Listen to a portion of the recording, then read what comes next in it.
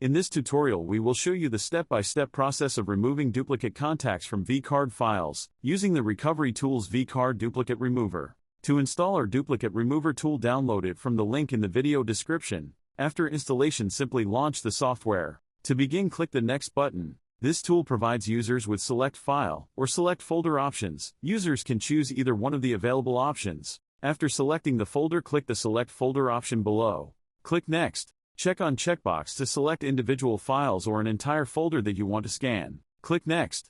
The Destination Path section allows you to specify the folder where the new vCard file will be saved. Create Single VCF option combines all process contacts into one single VCF file. Duplicate Filters option allow users to detect duplicate contacts using all contact fields, or selected fields such as first name, last name, mobile number, and email address. Next, simply click the Extract button, and the removal process will begin. Once the conversion is completed, you'll receive a notification indicating that the removal was successful. Click OK to open the destination folder and access the newly extracted vCard files. And that's it for this video.